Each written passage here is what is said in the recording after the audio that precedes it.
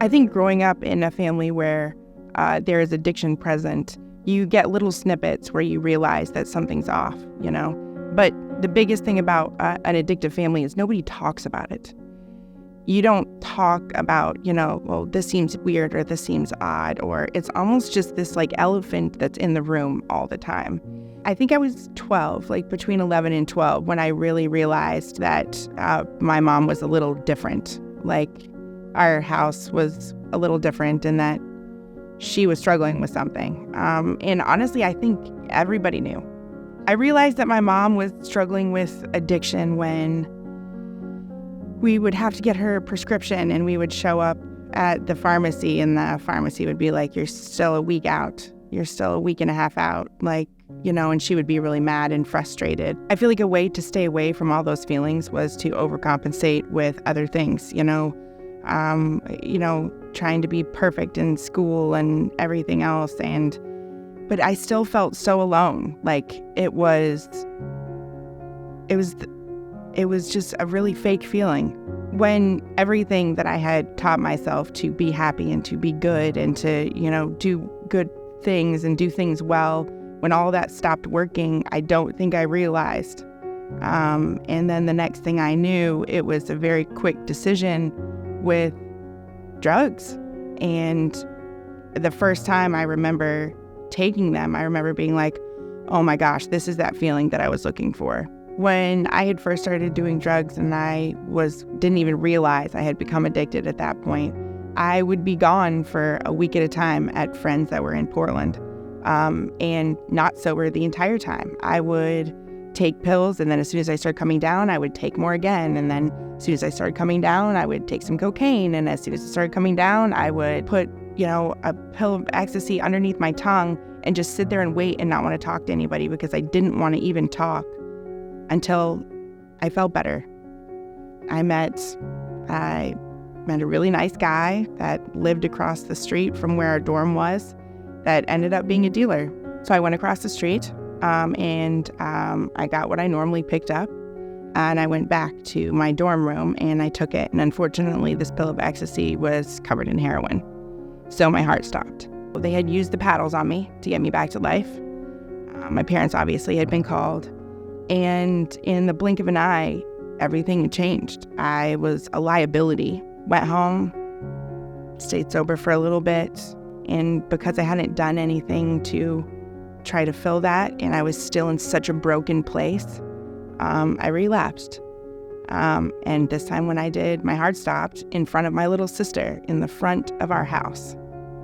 I did a rehab and talking to a counselor. It was okay for a while. I wasn't using. I ended up at college, stayed sober, found decent people, but there was just something that was still missing. My dad moved us out to Ohio. My mom was really bad at that point and was still getting medicine from a doctor actually that lived in Maine and was shipping it to her. And then she had a new doctor actually out in Ohio. My dad called and he goes, listen, I lost my job. I need you to come home. So I hadn't been doing that well in college even at the second time. And I thought, okay, fine, I'll just go home. I start using again because it's in that same house, that same environment. My mom actually was at home and with my dad and my sister. And I had just moved out a week before into my apartment.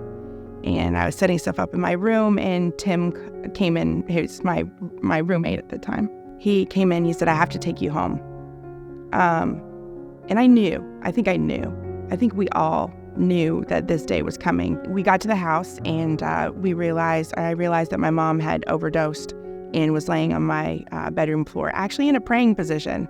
And for a family that didn't go to church, that was one of the first things that I had seen. It was my parents' 30th wedding anniversary, and that's how she left this earth. One night, I was so, I think, sad and just angry. I didn't understand why I would deserve this. But nobody had talked to me about God, but he was there to listen to me. I remember just shaking my fist in the air and just being like, why would you do this? I was looking in the mirror in the bathroom, and I just knew I've got to get help. And it wasn't my voice. It wasn't anyone else's voice. God was literally standing there behind me, and he said, you have got to get help. So I went to rehab, and it was 40 days. And I came out, and 6 weeks later, I was pregnant with Anna. With my husband at the time, who was also in addiction. We were really struggling to get on our feet, and especially trying to battle addiction throughout, the entire thing. With my ex-husband and his parents, Gary and Denise Whitaker. They said, you can have a fresh start. Just move down here to South Carolina. And so that's what we did. I just woke up one day. I wanted to know where Phil was. I was really angry and really mad, and just asking him where he was, like, why are you leaving me alone? And he went out to the kitchen, and I could tell there was something different about him. He and I had a heated discussion, and I went into the bedroom, and he chased in after me and then put me up against the wall by my neck. And he just started shaking me. When he let go, and something immediately just said, go get Anna. I went in there, I checked on her, and I saw her in there. I went back out, and that's when he had walked out onto the screened-in porch. And so I snuck up behind him, and I locked the door. And I locked the door to the front of the house. And then all of a sudden, as I'm walking back into Anna's room, I hear the garage door. I had left the garage door. Immediately got scared, went into Anna's room, and I picked her up and I just held her. And he started throwing himself against this door. And when I tell you throw himself against this door was a regular door. There is no reason why he was stopped by that door. I know now what that reason was. The police were there in about 3.5 minutes, but the door didn't break. So about 3 or 4 months later, I waited till he went to work, got a apartment. I got a new job selling furniture at Room Store at the time. Not really quite sure what that was going to look like, seeing that I had never sold furniture before. Shortly after that, obviously, and his dad and I were separated and we had split. I met Eric.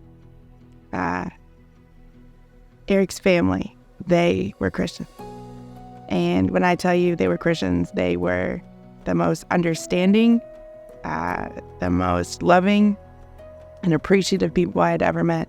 So I kept thinking, what are they going to think of me? Like, I have, a daughter already, and, I'm now engaged to their son, and what is all this going to look like? But they never judged me ever.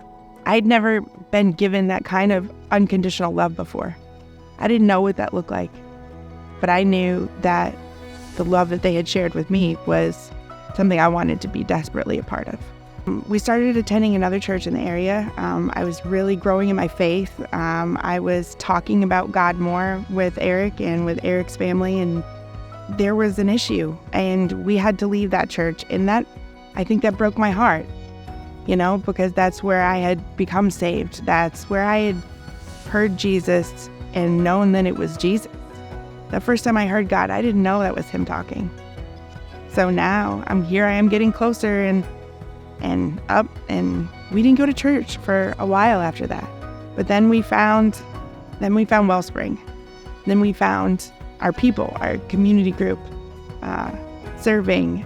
Our kids grew up actually here. And we haven't looked back. I'm 40 years old, and I'm not ashamed anymore. It doesn't hold me like it used to. In fact, it doesn't hold me at all. God holds me every day. And through Jesus, I have peace. I have peace. I have a family. I have the biggest joy just to talk about what Jesus has done in my life for other people to know. Because I was at the bottom. I was there. And I was there multiple times. Jesus never stopped believing in me, even when I stopped believing in me. And he's never going to stop. So I'm never going to stop. I'm never going to stop chasing after him. I'm never going to stop about chasing others, about helping my kids get closer to him, and just sharing his good word with all the world whenever I can. every day is a new day, and every day can be a new day. I don't have to be defined on what happened yesterday or, what I did yesterday or anything. It's just every day to get better. And he wants that for us. He wants the happiness for us. He wants the joy and the laughter and all the things. So, but we can't get there without the work. So I feel like my story was a lot of work. But it has a good ending.